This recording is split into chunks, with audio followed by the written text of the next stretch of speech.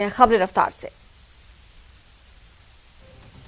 आज प्रधानमंत्री नरेंद्र मोदी काशी विश्वनाथ कॉरिडोर का उद्घाटन करेंगे। काशी विश्वनाथ कॉरिडोर के उद्घाटन का मुहूर्त दोपहर 1 बजे से 1:30 बजे के बीच का है। पीएम मोदी ललिता घाट से गंगा जल लेकर मंदिर परिसर में आएंगे। कॉरिडोर के उद्घाटन के मौके पर इस भव्य आयोजन के लिए सभी 12 ज्योतिर्लिंग के अर्चक को न्योता भेजा गया है। चारों पीठ के पीठाधीश्वर और धर्म आचार्य भी मौजूद रहेंगे।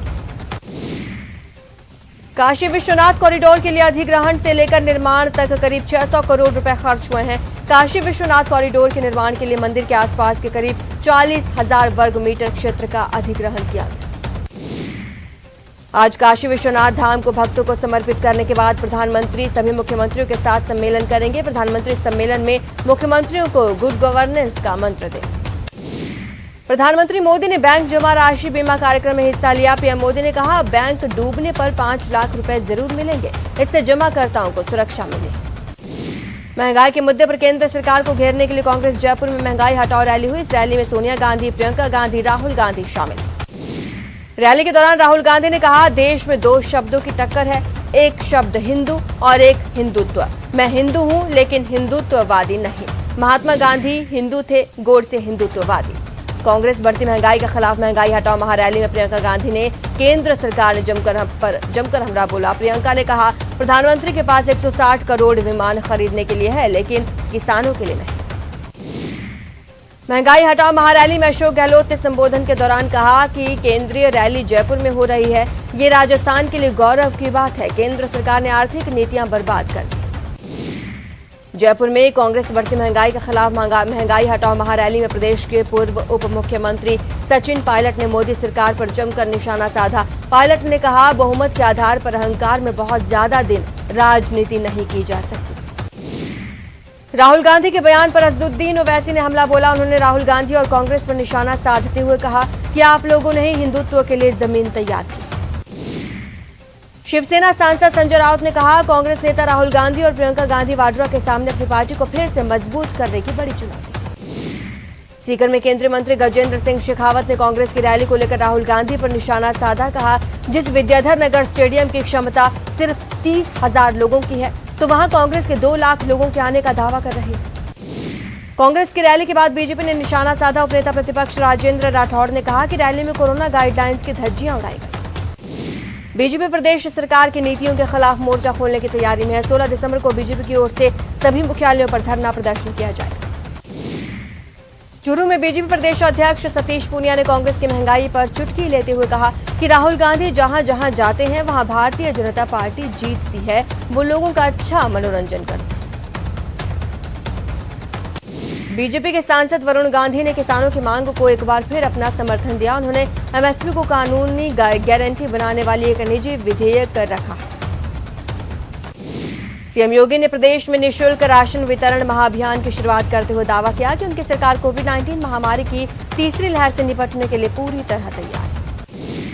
उत्तर प्रदेश में अगले साल विधानसभा चुनाव होने हैं। इसके मद्देनजर बीजेपी के राष्ट्रीय अध्यक्ष जेपी नड्डा ने सभा को संबोधित किया हुए विपक्षी पार्टियों पर निशाना साधा।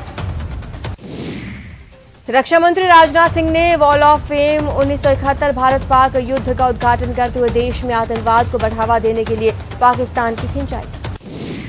कोटा, बारां समेत 4 जिलों में पंचायती राज चुनाव के पहले चरण के लिए वोटिंग हुई। फर्स्ट फेज में 60% से ज्यादा मतदान। पश्चिम रेलवे रतलाम मंडल के चित्तौड़गढ़ स्टेशन को सौगात मिली है। सांसद सीपी जोशी ने लगभग 7 करोड़ से अधिक लागत की यात्री सुविधा के साथ अन्य कार्यों का उद्घाटन और लोकार्पण किया। कोरोना के नए वेरिएंट ओमिक्रॉन ने दुनिया भर की चिंता बढ़ा दी। इस बीच जयपुर में विदेश से लौटे 4 लोग ओमिक्रॉन वेरिएंट से संक्रमित। बीकानेर के नोखा क्षेत्र में एक चोर ने 2 एटीएम को तोड़कर रुपए निकालने की कोशिश की, लेकिन उससे पहले ही पुलिस ने चोर को पकड़ा। भीलवाड़ा में एक व्यापारी ने अपनी पत्नी के साथ फांसी लगाकर आत्महत्या कर ली। मृतक दंपति बिगोद कस्बे के रहने वाले थे। पुलिस जांच में जुटी। प्रतापगढ़ में पुलिस ने ब्राउन शुगर ले जाते हुए एक आरोपी को गिरफ्तार किया। आरोपी के पास 110 ग्राम ब्राउन शुगर मिली। चित्तौड़गढ़ में नाबालिग के साथ सामूहिक दुष्कर्म का केस दर्ज हुआ। पुलिस ने पीड़िता की मेडिकल जांच करवाई, कुछ लोगों को डिटेन भी किया। अलवर में एक व्यक्ति ने जहर खाकर अपनी जान दे दी। पुलिस ने शव का पोस्टमार्टम कराकर परिजनों को सौंपा।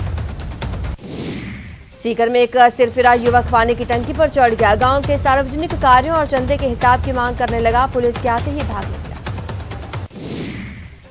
कोटा के सांगोड थाना पुलिस ने बाइक चोरी के आरोप में अक्षद उर्फ अक्षद को गिरफ्तार किया। आरोपी पर करीब 20 मामले दर्ज। झालावाड़ में अवैध हथियार के खिलाफ चलाए जा रहे अभियान के तहत पुलिस ने अवैध देसी कट्टे के साथ एक युवक को गिरफ्तार किया। बांसवाड़ा में कोतवाली पुलिस ने लूट के मामले का खुलासा किया। आरोपी गिरफ्तार। प्रतापगढ़ कोतवाली थाना पुलिस ने गश्त के दौरान चोरी की योजना बनाते 2 लोगों को पकड़ने में सफलता हासिल की। बीकानेर की नाल थाना पुलिस ने अवैध मादक पदार्थों के खिलाफ कार्रवाई की। नशीली गोलियां, डोडा पोस्ट के साथ 2 तस्कर गिरफ्तार। अलवर के कांग्रेस नेता की कार में आग लग गई। देखते देखते कार कुछ ही मिनटों में आग का गोला बन गई। दमकल विभाग ने काफी देर के बाद आग पर काबू पाया। टोंक में पलाई के बीओबी बैंक की शाखा में शॉर्ट सर्किट होने से आग लग गई। दमकल की मदद से आग पर काबू पाया गया।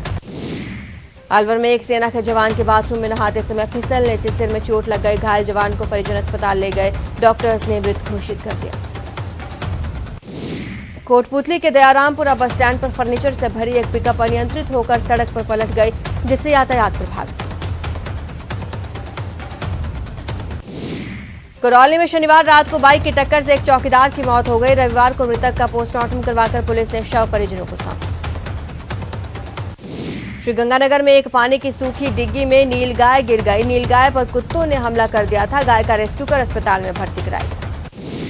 बूंदी में सदर थाना क्षेत्र में रोडवेज बस ने बाइक को टक्कर मार दी। हादसे में महिला की मौत, 2 घायल। अलवर में पिकअप गाड़ी ने बाइक को टक्कर मार दी, जिसमें बाइक चालक की मौके पर ही मौत हो गई। वहीं बाइक पर सवार दूसरा युवक घायल हो गया। कोटा में रविवार को डेंगू की 5 और स्क्रब टाइफस के 2 नए रोगी रिपोर्ट हुए। मौसमी बीमारियों की रोकथाम के लिए डोर टू डोर सर्वे अभियान जारी।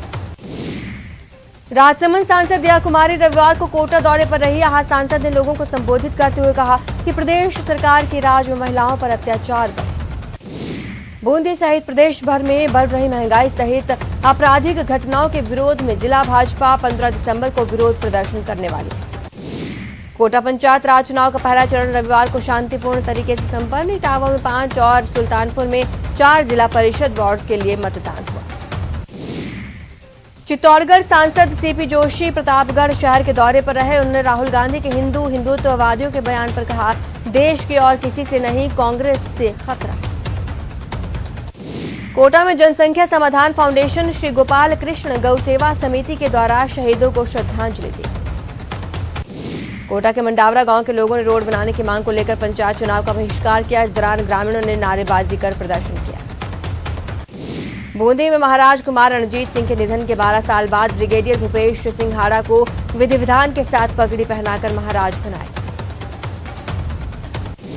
एनडब्ल्यूआर एक बार फिर से 4 रेलों को रद्द करने जा रहा है। ये ब्लॉक नॉन इंटरलॉकिंग कार्यों के चलते लिया जा रहा है।